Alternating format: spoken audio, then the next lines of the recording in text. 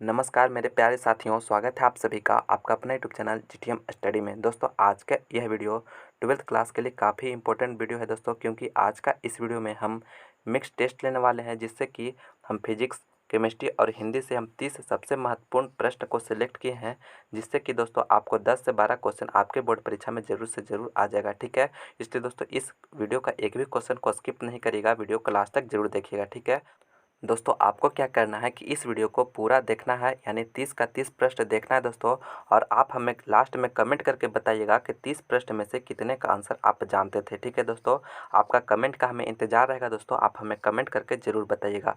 और दोस्तों 30 प्रश्न जो इस वीडियो में सिलेक्ट किए सभी महत्वपूर्ण प्रश्न है दोस्तों, इसलिए आप एक भी क्वेश्चन स्किप नहीं करेगा। ठीक है, तो हमें आप लास्ट में कमेंट जरूर करिएगा। तो चलिए दोस्तों, आज का यह शानदार वीडियो हम शुरू करते हैं। प्रस्तुत है आपके सामने पहला प्रश्न में पूछा जा रहा है कि एन टाइप के अर्धचालक में मुख्य धारावाहक होता है।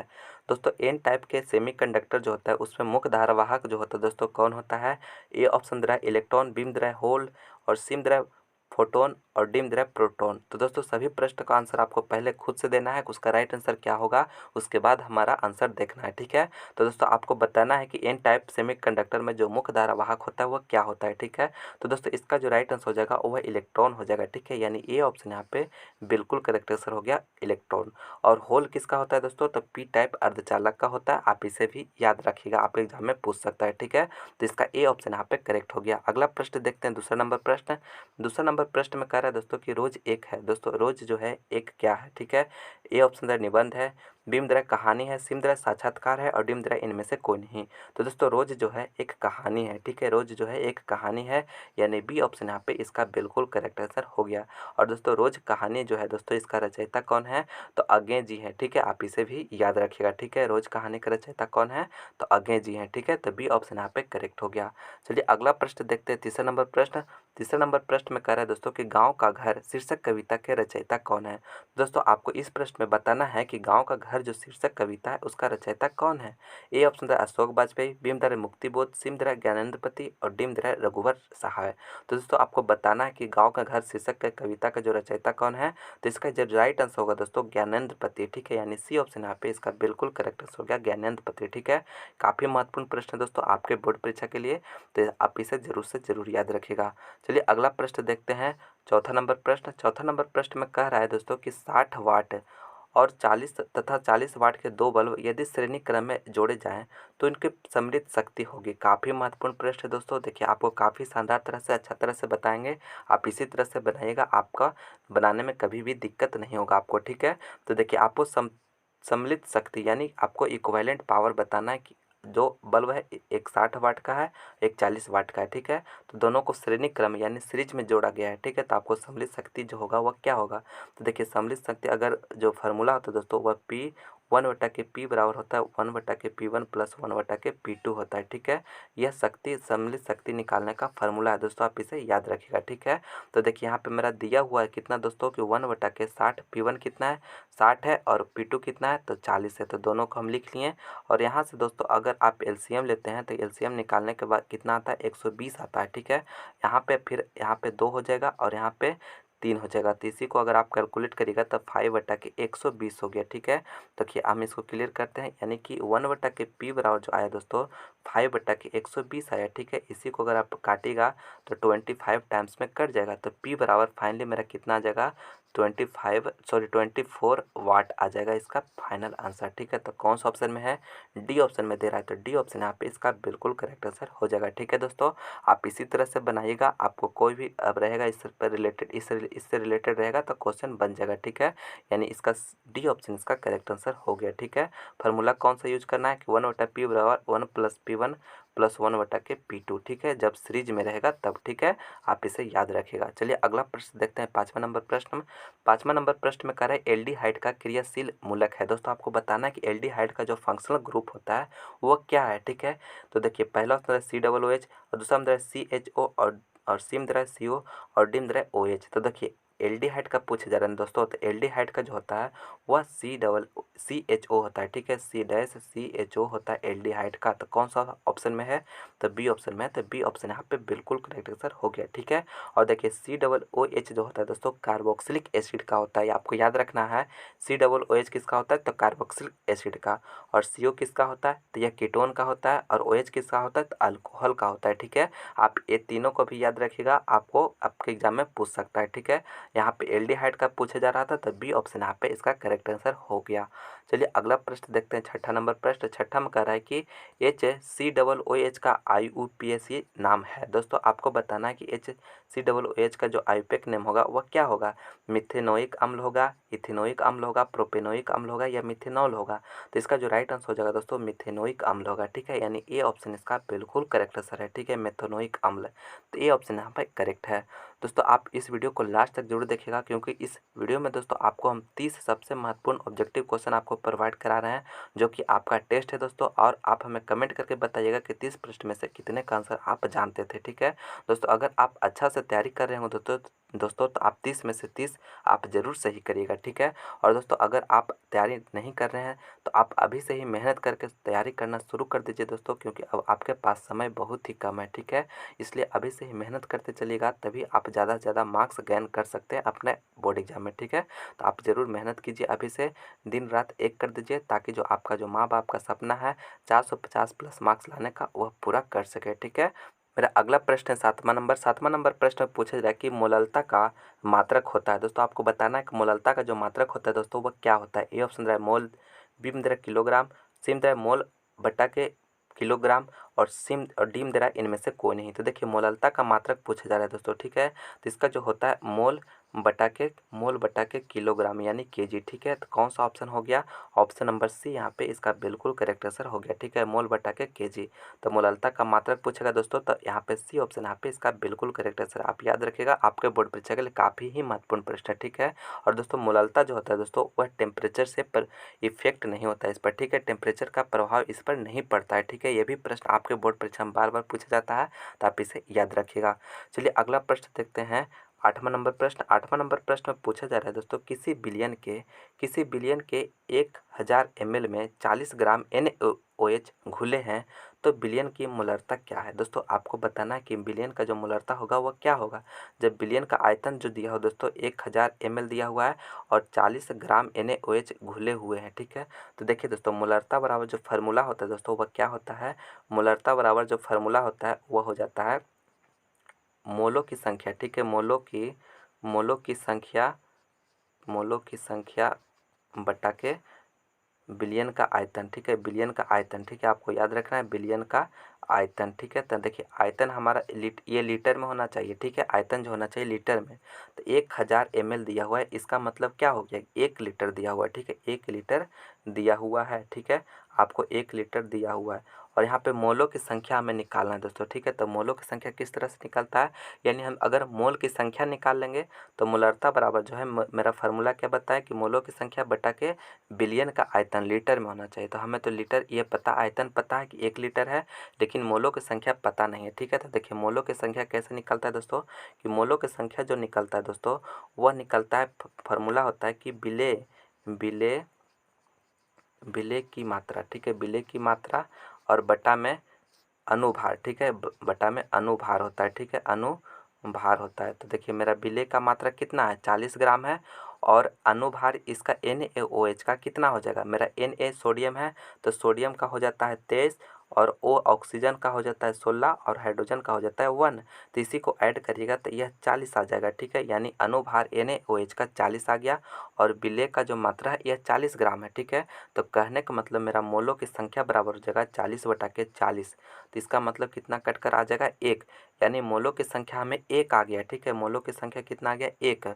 और मेरा फार्मूला क्या है, मेरा मोलरता का फार्मूला क्या बताया दोस्तों कि मोलों की संख्या, तो मोलों की संख्या निकाल कर आ गया 1, और बिलियन का आयतन, तो बिलियन का आयतन कितना है मेरा 1 लीटर, यानी 1/1। तो इसका फाइनल आंसर 1 हो जाएगा, यानी बिलियन का मोलरता जो होगा वह 1 हो जाएगा, यानी सी ऑप्शन यहाँ पे इसका बिल्कुल करेक्ट आंसर हो गया। काफ़ी महत्वपूर्ण प्रश्न है दोस्तों आपके बोर्ड परीक्षा के लिए, आप इसे ज़रूर समझ लीजिएगा। आपको एग्जाम में इस तरह से न्यूमेरिकल, छोटा न्यूमेरिकल केमिस्ट्री में पूछता है, जो कि काफ़ी ही महत्वपूर्ण है। ठीक है, आप इसी तरह से इसको बनाइएगा।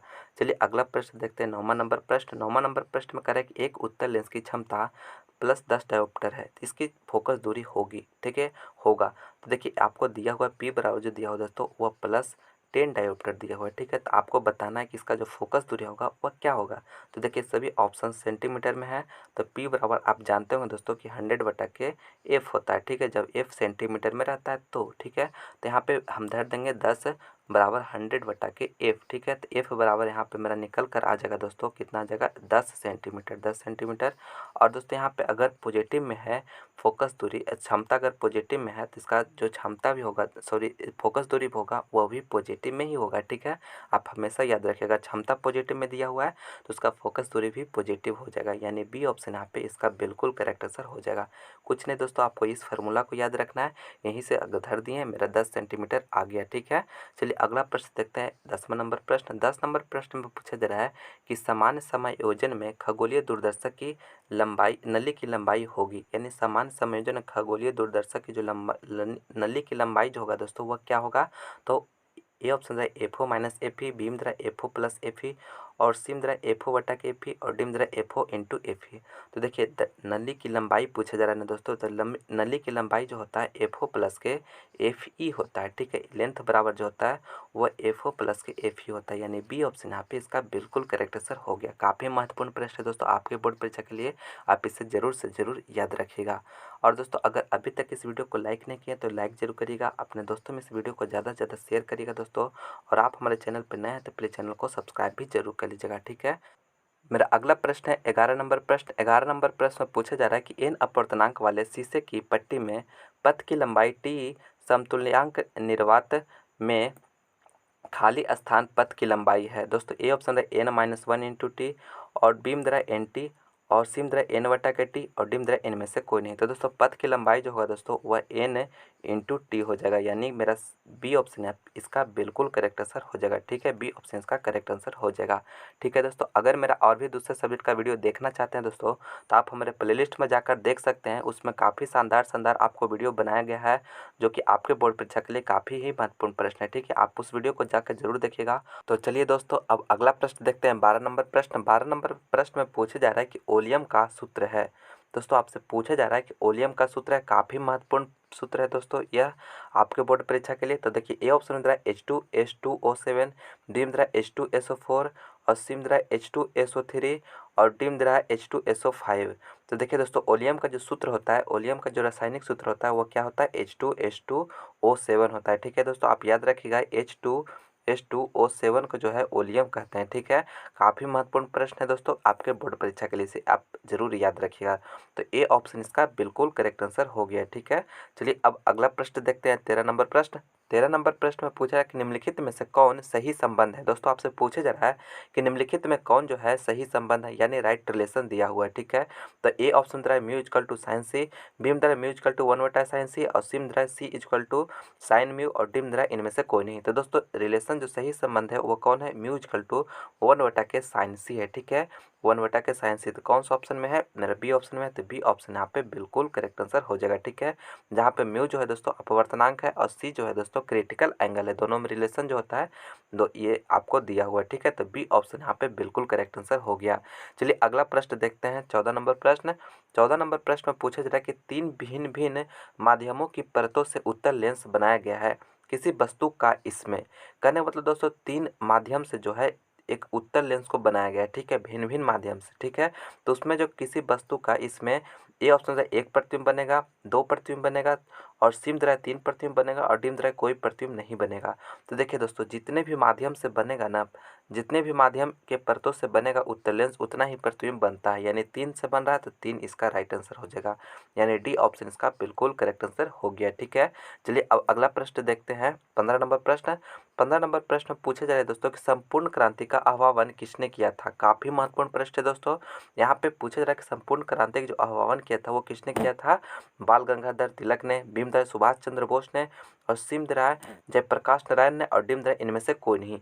तो दोस्तों संपूर्ण क्रांति के जो आह्वान किए थे वह जयप्रकाश नारायण ने किए थे। ठीक है, यानी सी ऑप्शन यहाँ पे बिल्कुल करेक्ट आंसर हो गया, जयप्रकाश नारायण। ठीक है, चलिए अगला प्रश्न देखते हैं। 16 नंबर प्रश्न। 16 नंबर प्रश्न में पूछा जा रहा है कि निम्नलिखित में से कौन सा धातु साधारण तापक्रम पर द्रव होता है। ए ऑप्शन है जिंक, भीमद्राय पारा, सीमद्राय ब्रोमीन, और डिम्बद्राय जल। तो देखिए दोस्तों, यहाँ पे धातु पूछा जा रहा है यानी कौन सा धातु जो है साधारण टेम्परेचर पर जो होता है लिक्विड फॉर्म में रहता है। तो इसका जो राइट आंसर हो जाएगा दोस्तों पारा, यानी बी ऑप्शन यहाँ पे बिल्कुल करेक्ट आंसर हो गया, पारा। ठीक है, यानी इसे Hg से डिनोट करते हैं, और पारा, यह पारा जो है दोस्तों नॉर्मल टेम्परेचर पर यानी रूम टेम्परेचर पर लिक्विड फॉर्म में रहता है। ठीक है, यही दोस्तों अगर आधातु पूछता है यानी कि निम्नलिखित में से कौन सा आधातु साधारण तापक्रम पर द्रव होता है, तो यहाँ पे ब्रोमीन इसका राइट आंसर हो जाता है। ठीक है, आप इसे भी याद रखिएगा, आपके बोर्ड परीक्षा के लिए काफ़ी ही महत्वपूर्ण है। ठीक है, और दोस्तों आप इस वीडियो को लास्ट तक जरूर देखिएगा और हमें आप कमेंट करके बताइएगा दोस्तों कि 30 प्रश्नों में से कितने का आंसर आप सही किए हैं। ठीक है, क्योंकि दोस्तों ये आपका टेस्ट है। ठीक है, आप हमें कमेंट करके जरूर बताइएगा। दोस्तों 17 नंबर प्रश्न में पूछा जा रहा है कि पद्मावत किसकी रचना है। काफ़ी महत्वपूर्ण प्रश्न है दोस्तों। पद्मावत किसकी रचना है। ए ऑप्शन में दे रहा है रघुवर सहाय, भीमद्राय भूषण, सीमद्राय मलिक मोहम्मद जायसी, और डिम्बद्राय नाभादास। तो दोस्तों पद्मावत जो रचना है दोस्तों वह मलिक मोहम्मद जायसी की है। ठीक है, यानी सी ऑप्शन यहाँ पे बिल्कुल करेक्ट हो गया, मलिक मोहम्मद जायसी। और दोस्तों पद्मावत पर एक मूवी भी बन चुका है जिसे आप लोग जरूर देखे होंगे। ठीक है, तो यहाँ पे पूछा जा रहा है कि किसकी रचना है, तो मलिक मोहम्मद जायसी की रचना है। तो सी ऑप्शन यहाँ पे बिल्कुल करेक्ट आंसर हो गया। चलिए अगला प्रश्न देखते हैं। 18 नंबर। 18 नंबर प्रश्न में पूछा जाए कि पतले प्रिज्म में दोस्तों पतले प्रिज्म में जो होता है वह क्या होता है। ए ऑप्शन है डेल एम बराबर म्यू माइनस 1 इंटू ए, और डेल एम बराबर 1 माइनस म्यू इंटू ए, और डेल एम बराबर म्यू प्लस 1 इंटू ए, और इनमें से कोई नहीं। तो दोस्तों पतले प्रिज्म में जो मिनिमम डेविएशन होता है वो कितना होता है, डेल एम बराबर जो होता है म्यू माइनस 1 इंटू ए होता है। ठीक है, म्यू माइनस 1 इंटू ए होता है। तो कौन सा ऑप्शन में है, ए ऑप्शन में। तो ए ऑप्शन इसका बिल्कुल करेक्ट आंसर हो जाएगा। ठीक है, चलिए अगला प्रश्न देखते हैं। 19 नंबर प्रश्न। 19 नंबर प्रश्न में पूछा रहा है कि उसने कहा था का विधा क्या है। दोस्तों उसने कहा था जो चैप्टर है उसका विधा क्या है। ए ऑप्शन है निबंध, भीमद्राय कहानी, सीमद्राय साक्षात्कार, और डिम्बद्राय इनमें से कोई नहीं। तो दोस्तों आपको बताना है कि उसने कहा था जो है उसका विधा क्या है। तो ठीक है, तो इसका जो राइट आंसर दोस्तों कहानी। ठीक है, यानी उसने कहा था जो है कहानी, एक का विधा जो है दोस्तों एक कहानी है। ठीक है, उसने कहा था एक कहानी है। तो बी ऑप्शन यहाँ पे बिल्कुल करेक्ट आंसर हो गया। चलिए अगला प्रश्न देखते हैं। 20 नंबर प्रश्न। 20 प्रश्न में पूछा जा रहा है, 20वां में पूछा जा रहा है कि शिक्षा पाठ के रचयिता कौन है। दोस्तों शिक्षा पाठ जो है उसका रचयिता कौन है। ए ऑप्शन है भूषण, भीमद्राय नाभादास, सीमद्राय जे कृष्णमूर्ति, और डिम्बद्राय इनमें से कोई नहीं। तो दोस्तों शिक्षा पाठ के जो रचयिता है दोस्तों वह जे कृष्णमूर्ति हैं। ठीक है, यानी सी ऑप्शन यहाँ पे बिल्कुल करेक्ट आंसर हो गया, जे कृष्णमूर्ति। चलिए अगला प्रश्न देखते हैं। 21 नंबर प्रश्न। 21 नंबर प्रश्न में पूछा जाए कि दोस्तों की सामान्य ताप एवं दाब पर किसी गैस के एक मोल का आयतन है। दोस्तों नॉर्मल टेम्परेचर एंड प्रेशर पर जो होता है किसी भी गैस का एक मोल बराबर, एक मोल में जो होता है उसका कितना आयतन होता है। ठीक है, ए ऑप्शन है 11.2 लीटर, और भीमद्राय 22.4 लीटर, और सीमद्राय 10.2 लीटर, और डिम्बद्राय 22.8 लीटर। तो देखिए कि नॉर्मल टेम्परेचर एंड प्रेशर पर जो होता है दोस्तों वह एक मोल जो होता है 22.4 लीटर के बराबर होता है। यानी बी ऑप्शन यहाँ पे बिल्कुल करेक्ट आंसर हो गया, 22.4 लीटर। ठीक है, चलिए अगला प्रश्न देखते हैं। 22 नंबर प्रश्न। 22 में पूछा जाए कि उसने कहा था पाठ के रचयिता कौन है। काफ़ी महत्वपूर्ण प्रश्न है दोस्तों आपके बोर्ड परीक्षा के लिए। कह रहा है उसने कहा था कि कहानी की जो पाठ है, उसने कहा था क्या है, कहानी, उस पाठ का जो रचयिता है कौन है आपको बताना है। ठीक है, तो ए ऑप्शन है चंद्रधर शर्मा गुलेरी, भीमद्राय नाभादास, सीमद्राय जे कृष्णमूर्ति, और डी में इनमें से कोई नहीं। तो दोस्तों आपको बताना है कि उसने कहा था पाठ का रचयिता रचयिता कौन है, ठीक है। तो इसका जो राइट आंसर हो जाएगा दोस्तों वो चंद्रधर शर्मा गुलेरी, ठीक है, यानी ए ऑप्शन यहाँ पे बिल्कुल करेक्ट आंसर हो गया। चंद्रधर शर्मा गुलेरी जो है उसने कहा था पाठ के रचयिता हैं, ठीक है। तो ए ऑप्शन यहाँ पे करेक्ट है। और दोस्तों अगर मेरा और भी दूसरे सब्जेक्ट का वीडियो देखना चाहते हैं तो आप हमारे लिंक दिया हुआ डिस्क्रिप्शन में वहाँ पर जाकर देख सकते हैं। नहीं तो आप हमारे प्लेलिस्ट में जाकर जिस भी सब्जेक्ट की आप तैयारी करना चाहते हैं दोस्तों वहाँ पर आप हमारे वीडियो देख सकते हैं। वहाँ पर सभी सब्जेक्ट का वीडियो आपको उपलब्ध है दोस्तों, जिसमें काफ़ी शानदार प्रश्न आपको बताया गया है आपके बोर्ड परीक्षा के लिए, ठीक है। आप उसे जरूर से जरूर देखिएगा। चलिए अगला प्रश्न देखते हैं। 23 नंबर प्रश्न में पूछा जा रहा है कि लेड का अयस्क है। दोस्तों आपको बताना है कि सीसा का जो अयस्क है कौन है। ए ऑप्शन में दे रहा है बॉक्साइड, बी में दे रहा है हेमेटाइट, सी में दे रहा है गैलेना और डी में दे रहा है इनमें से कोई नहीं। काफ़ी महत्वपूर्ण प्रश्न है दोस्तों आपके बोर्ड परीक्षा के लिए। तो बताना है कि लेड का जो अयस्क है दोस्तों कौन है। तो दोस्तों लेड का जो अयस्क है दोस्तों वह गैलेना है, ठीक है, यानी सी ऑप्शन यहाँ पे बिल्कुल करेक्ट हो गया गैलेना। और दोस्तों बॉक्साइड किसका है तो यह अल्युमिनियम का अयस्क है, ठीक है, आप इसे याद रखिएगा।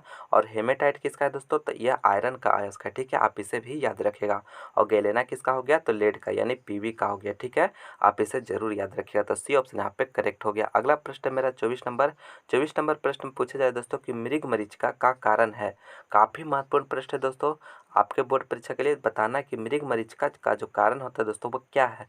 विवर्तन है, प्रकीर्णन है, व्यतिकरण है या अपवर्तन और पूर्ण आंतरिक प्रवर्तन है, ठीक है। तो मृग मरीचिका का जो कारण होता है दोस्तों वह अपवर्तन और पूर्ण आंतरिक प्रवर्तन होता है, ठीक है, यानी डी ऑप्शन यहाँ पे बिल्कुल करेक्ट हो गया, अपवर्तन और पूर्ण आंतरिक प्रवर्तन।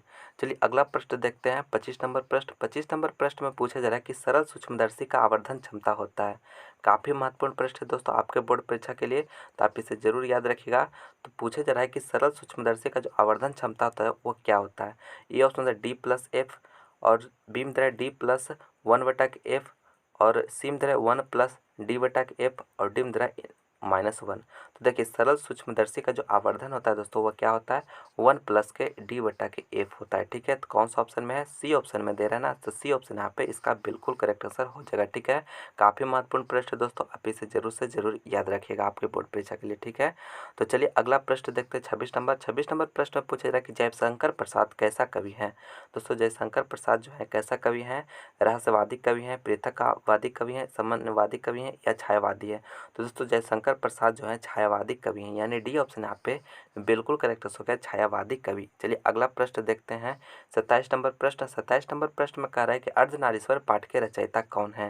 दोस्तों अर्धनारीश्वर पाठ जो है दोस्तों उसका रचयिता कौन है, भूषण है, नावादास है, रामधारी सिंह दिनकर है, इनमें से कोई नहीं। दोस्तों अर्धनारीश्वर पाठ के जो रचयिता हैं दोस्तों वह रामधारी सिंह दिनकर है, ठीक है, यानी सी ऑप्शन यहाँ पे बिल्कुल करेक्ट हो गया सर रामधारी सिंह दिनकर, ठीक है। और दोस्तों अगर अभी तक इस वीडियो को लाइक नहीं किया दोस्तों तो लाइक जरूर करिएगा, अपने दोस्तों में से वीडियो को ज़्यादा से ज़्यादा शेयर करिएगा।